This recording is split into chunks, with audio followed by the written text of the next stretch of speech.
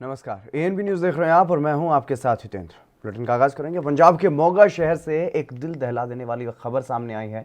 14 फरवरी को होने वाले नगर निगम चुनावों के लिए चल रहा चुनाव प्रचार उस समय उग्र रूप ले गया जब शहर के वार्ड नंबर 9 में अकाली और कांग्रेस पार्टी के कार्यकर्ताओं के बीच झड़प हो गई। इस झड़प में 2 लोगों की मौत की खबर भी सामने आई है। जानकारी के मुताबिक निकाय चुनाव के लिए प्रचार कर रहे कांग्रेस और अकाली दल के कार्यकर्ताओं के बीच हिंसक झड़प हुई। इस दौरान 2 लोगों की मौत भी हो गई और कई लोगों को मामूली चोटें भी आई हैं। पुलिस ने यह बताया है कि घटना मंगलवार रात की है और जब मोगा जिले की वार्ड संख्या 9 में दोनों दलों के कार्यकर्ता आमने सामने हुए। पुलिस ने यह बताया कि दोनों दलों के बीच किसी मुद्दे को लेकर के पहले बहस हुई और बाद में झड़प में तब्दील हो गया है। और अकाली दल कार्यकर्ता 14 फरवरी को होने वाले नगर निकाय चुनाव के लिए प्रचार कर रहे थे। उन्होंने ये आरोप लगाया है कि कांग्रेस के कार्यकर्ताओं ने उन पर अपने वाहन चढ़ा दिए और पुलिस ने जिस तरीके से वहां पर आरोप लगाया गया है कांग्रेस पर, तो वहीं पर पुलिस ने यह बताया है कि एक व्यक्ति की मौके पर ही मौत हो गई जबकि एक ने अस्पताल में इलाज के दौरान दम तोड़ दिया। उन्होंने ये बताया है कि नरेंद्रपाल सिंह सिद्धू और अन्य 6 के खिलाफ मामला दर्ज किया गया है। सिद्धू वार्ड संख्या 9 से कांग्रेस के उम्मीदवार के पति हैं और पुलिस ने बताया कि सिद्धू समेत 3 लोगों को मामले में गिरफ्तार भी किया गया है और 2 वाहनों को भी जब्त किया गया है। राज्य के 8 नगर निगम, 109 नगर परिषद और नगर पंचायतों के लिए 14 फरवरी को चुनाव होना है।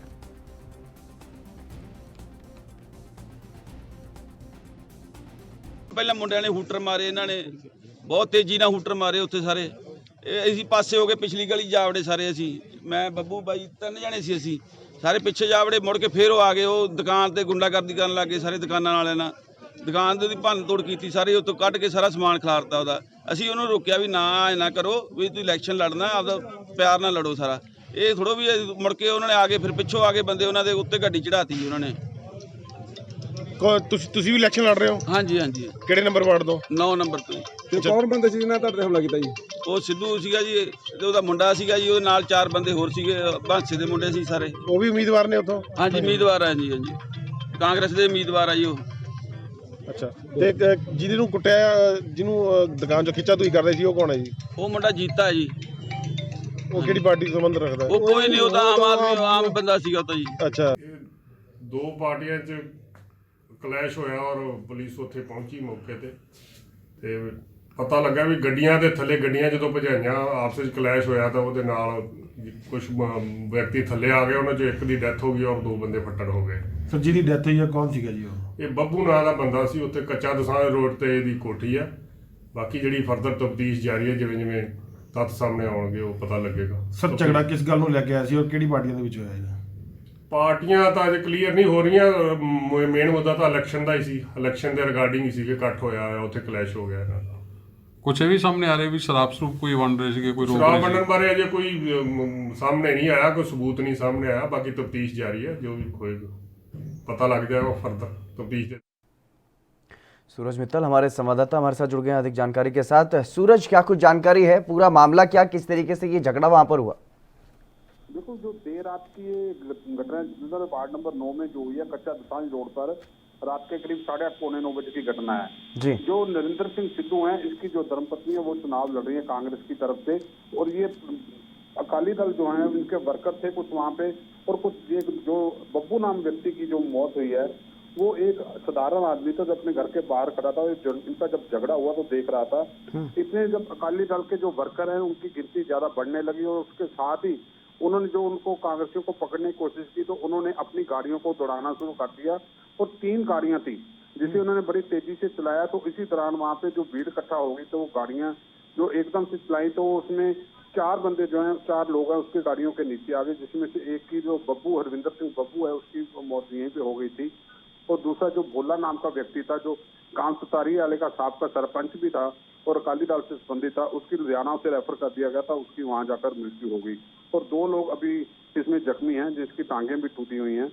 बहरहाल ये लोग जो कह रहे हैं, अकाली वर्करों का यही कहना है ये लोग शराब जो बांट रहे थे शराब पे पर रोक लगाए, लेकिन आज अभी विवाद किस बात को लेकर के हुआ था सूरज?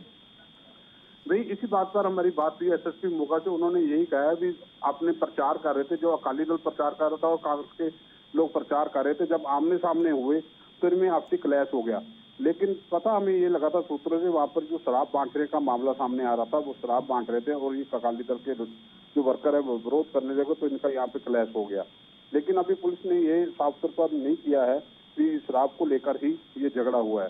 बहरहाल पुलिस ने है जो 3 व्यक्तियों को, नरेंद्र सिंह सिद्धू जो उनकी धर्मपत्नी कांग्रेस की तरफ से वार्ड नंबर 9 से चुनाव लड़ रही है, उन्हें और 2 और लोगों को हिरासत में ले लिया जो वाहन चला रहे थे, और 2 गाड़ियां भी वो जब्त कर ली है। एक गाड़ी अभी बरामदगी बाकी है। जी, ब्रजेंद्र सिंह हमारे साथ जुड़ गए हैं अकाली दल से। सूरज, आप बने रहिएगा हमारे साथ। ब्रजेंद्र जी, आपका स्वागत है ANB न्यूज़ पर। हाँ जी बताइए। जी ब्रजेंद्र जी, क्या कुछ ये पूरा मामला, क्या कुछ आपको जानकारी मिली है, किस तरीके से वहां पर कार्यकर्ताओं की भिड़ंत हो गई 2 पार्टियों के बीच में, और क्या कुछ विवाद है ये? एक्चुअली कोई भिड़ंत नहीं हुई। हमारे जो साथी थे हमारे श्रोमणी अकाली दल से जी, और वो अपने मतलब घर में सामने खड़े हुए थे और उन्हें कार्यकर्ता और सारे उनके वर्कर्स, सारे उनके साथ रिश्तेदार वैसे जैसे आम खड़े रहते हैं उम्मीदवारों के घर के आगे, वैसे खड़े थे। वो दूर से कोई मतलब ऐसी बातें कर रहे थे। हमारे लोगों ने पहले पुलिस को बताया, पुलिस की पार्टी पहुंची, प्रेस को बताया, प्रेस पहुंच गई। लेकिन वो कांग्रेसियों के पता नहीं क्या दिमाग में आया, दूर से गाड़ियां तेज लेकर के आए और 5-7 गाड़ियां थी, जिसमें नरेंद्रपाल सिद्धू जो पहले MC है, अब उसकी पत्नी लड़ रही है चोन, वो था, उसका लड़का गाड़ी चला रहा था। वो मतलब लतड़ते हुए निकल गए लोगों को, और 2-3 तो प्रेस वाले भी घायल होते होते बचे। मतलब वो जो सामने हुआ है उसकी वीडियो भी बनी है। शरेआम गुंडागर्दी हुई है और कत्ल हुए हैं 2, और जानबूझ के, और दोनों को अच्छी तरह मारने की प्लान से मतलब ये कार्य उन्होंने किया। जी, तो इस पूरे मामले में आप ये कहना चाहते हैं कि कहीं ना कहीं जो कांग्रेस के वो जो उम्मीदवार है वो अपनी दबंगई वहां पर दिखाना चाहते हैं? हाँ जी, नो डाउट। ये उनको प्रशासन वैसे रोक रहा था, ऐसी बात नहीं है। SSP साहब ने भी बहुत सख्त हदायतें की थी, लेकिन पुलिस के सामने इस वारदात को अंजाम उन्होंने दिया। हाँ, कैसे कुछ ऐसे अनसर हैं जिनको मतलब नथ नहीं डाल रहे, जिनके MLA और सारे इनकी जो हाईकमांड है जिले की, वो उनको चाहिए था अभी ऐसे लोगों को थोड़ा सा समझाते, लेकिन ना कोशिश किसी ने नहीं की, और ये लोग आगे ही बढ़ते गए। इनको लग रहा था कि ऐसे हम चुन जीत जाएंगे, और कोशिश करिए कि हम मतलब मारपीट करके ही मतलब बूथ कैप्चर करने की सारी प्लान वो कर रहे थे। और ये तो उन्होंने मतलब एक बहुत बड़ी जाति की अच्छे घरों के लोग वहां खड़ के ऐसे विचार वटांदरा अपना कर रहे थे, और उनके ऊपर मतलब गाड़ी आके चढ़ा दी। बातचीत करने के लिए बहुत शुक्रिया आपका। तो लगातार जिस तरीके से अब निकाय चुनाव की तैयारियां चल रही हैं और प्रचार के दौरान अकाली दल और कांग्रेस के कार्यकर्ता आपस में भिड़े, सूरज मित्तल भी हमारे साथ बने हुए हैं। सूरज, फिलहाल पुलिस की तरफ से क्या कुछ कार्रवाई की जा रही है? चलिए, बहुत शुक्रिया सूरज, आप भी हमारे साथ जुड़े। लेकिन जिस तरीके से ये मामला सामने आया है, इसकी निंदा कहीं ना कहीं जो कांग्रेस के प्रदेश अध्यक्ष सुनील जाखड़ वो भी करते हुए नजर आए कि इस तरीके की जो घटना है वो नहीं होनी चाहिए थी। लेकिन वहीं अगर पुलिस की बात की जाए तो पुलिस की तरफ से भी कार्रवाई जो है इस मसले पर की जा रही है। और वहीं कांग्रेस की महासचिव प्रियंका गांधी किसान आंदोलन को लेकर के काफी मुखर हैं, लगातार अपना समर्थन किसानों को देती हुई नजर आ रही हैं। इसी बीच प्रियंका उत्तर प्रदेश के सहारनपुर में हो रही किसानों की महापंचायत में हिस्सा लेने के लिए पहुंची। मंच पर किसानों के पहुंचने का सिलसिला भी लगातार जारी रहा और मंच पर कांग्रेस नेता PL पूनिया, रामपुर के पूर्व सांसद और गाजियाबाद से कांग्रेस के पूर्व प्रत्याशी डॉली शर्मा और प्रमोद कृष्णम और अन्य लोग भी वहां पर मौके पर पहुंचे और इसके बाद किसान पंचायत को वो संबोधित करेंगी। बता दें कि इससे पहले प्रियंका पिछले हफ्ते यूपी के रामपुर के दिबदिबा गांव गई थी। वहां पर भी उन्होंने जो किसान आंदोलन के दौरान जो 26 तारीख को जिस किसान की मौत हो गई थी उसके परिजनों से उन्होंने मुलाकात की थी और उसके बाद वहां पर जब परिवार को सांत्वना देने के लिए पहुंची तो भारतीय जनता पार्टी पर भी उन्होंने जमकर निशाना साधा। और जिस तरीके से लगातार अगर उत्तर प्रदेश की बात की जाए तो प्रियंका गांधी जो हैं वो लगातार सक्रिय दिखाई दे रही हैं, चाहे वो कोरोना लॉकडाउन का वक्त हो या फिर अब किसान आंदोलन का वक्त हो। लगातार आम लोगों के बीच प्रियंका गांधी पहुंच रही हैं और उन्हें भारी समर्थन भी आम लोगों का मिलता हुआ दिखाई दे रहा है।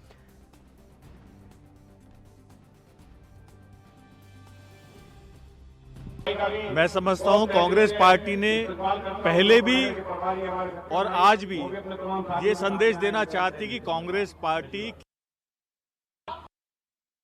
के साथ है।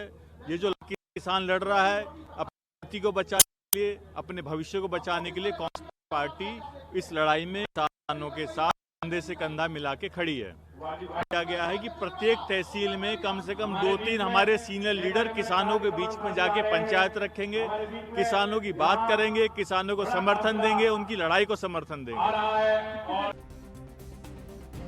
तो लगातार जिस तरीके से किसानों के आंदोलन को समर्थन देने के लिए अलग अलग जगहों पर किसान महापंचायत हो रही हैं, अलग अलग दलों की तरफ से भी अब महापंचायतों का आयोजन किया जा रहा है, जिसमें खासतौर पर किसानों को पहुंचने के लिए आह्वान किया जा रहा है। और इसी कड़ी में प्रियंका गांधी की तरफ से भी एक जनसभा एक किसान महापंचायत के नाम पर ये की गई है और सहारनपुर के दौरे पर आज प्रियंका गांधी वाड्रा हैं। लगातार यूपी में सक्रिय भूमिका निभा रही हैं कांग्रेस नेता प्रियंका गांधी।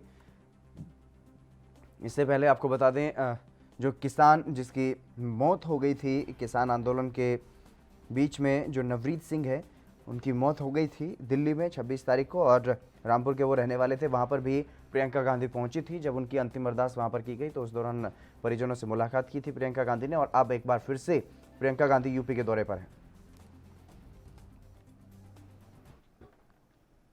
वहीं पाकिस्तान की खुफिया एजेंसी ISI ने सोशल मीडिया पर सुरक्षा बलों और जवानों को हनी ट्रैप के जरिए फंसाने का बड़ा प्लान तैयार किया है।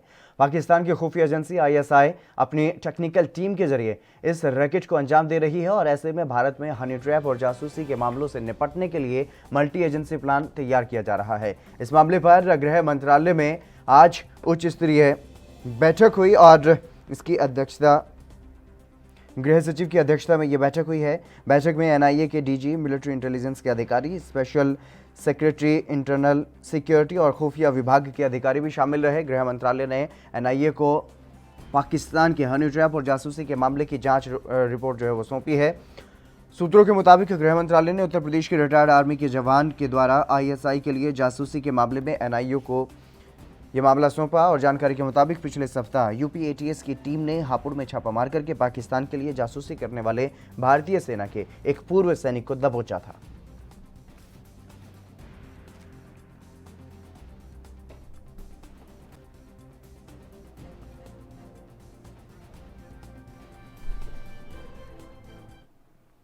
रविंद्र श्रीवास्तव हमारे संवाददाता हमारे साथ जुड़ गए अधिक जानकारी के साथ। रविंद्र, इस पूरे मसले को लेकर के क्या कुछ जानकारी है? पाकिस्तान की जो खुफिया एजेंसी है उसकी तरफ से जो प्लान बनाया गया है भारतीय जवानों को कहीं ना कहीं हनी ट्रैप में फंसाने का और जो खुफिया जानकारियां वो निकलवाने का लेकर के, उसको क्या कुछ पूरी जानकारी?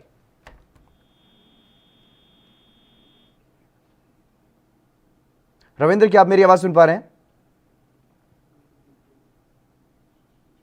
इस तरह के मामले पहले भी सामने आते रहे हैं जब पाकिस्तान की खुफिया एजेंसी जो है वो हनी ट्रैप का इस्तेमाल करते हुए भारतीय जवानों को कहीं ना कहीं फंसाने की कोशिश करती है और कुछ भारतीय जवान उसमें फंस भी जाते हैं। अब क्योंकि भारत सरकार ने कुछ इस तरीके के जो एप्लीकेशंस हैं उनको मोबाइल फ़ोन में रखने के लिए जवानों को मना किया गया है और उसके बाद अब कुछ पूर्व जवानों को भी निशाना बनाया जा रहा है, उनको भी फंसाने की कोशिश की जा रही है और उनसे जानकारियां निकलवाई भी जा रही हैं। तो ऐसे ही कुछ मामलों पर कार्रवाई की जा रही है भारत सरकार की तरफ से।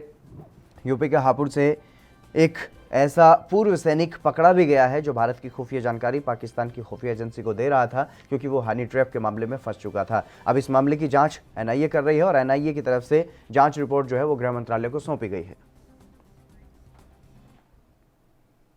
इस बुलेटिन में बस इतना ही। आप बने रहिए ANB न्यूज़ के साथ।